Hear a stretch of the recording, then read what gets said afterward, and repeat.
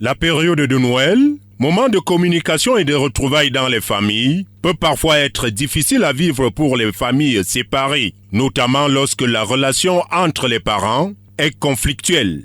Ce n'est pas toujours facile. Déjà, il faudrait prendre en compte plusieurs paramètres. Vous avez une famille qui se sépare, il y a le côté affectif qui se trouve bien évidemment touché. Et à côté du côté affectif ou de l'aspect affectif, il va falloir gérer l'aspect matériel ou financier.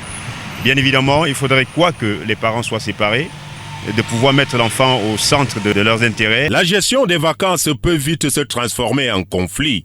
Fête de Noël, moment hautement symbolique, mais aussi de stress pour des parents. Ça dépend d'abord de la séparation.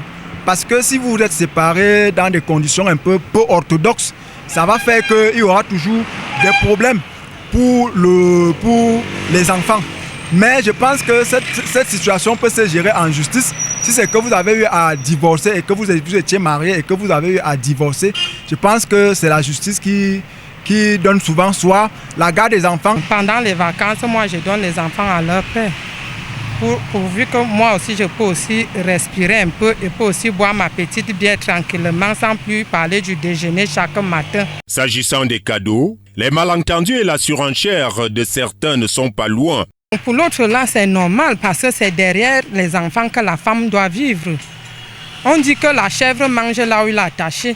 Ça veut dire que quand la femme est avec les enfants et qu'il est séparé de son mari, il doit manger derrière les enfants. Ça veut dire que le cadeau de 1000 francs doit vraiment arriver à 20 000.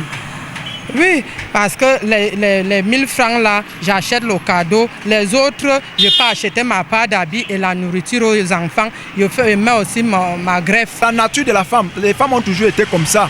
Même chez vous, les femmes ont toujours surenchérer les choses, même la femme que tu as à la maison. Quand tu lui donnes l'argent du marché, quand tu lui donnes l'argent des courses, même l'argent des enfants, elle va toujours surenchérer. Pas vraiment facile, passer une année sur une ou trois, une fête de Noël sans ses enfants à ses côtés, quand les parents vivent en séparation de corps ou en situation de rupture totale. Véritable cauchemar, avouent les victimes.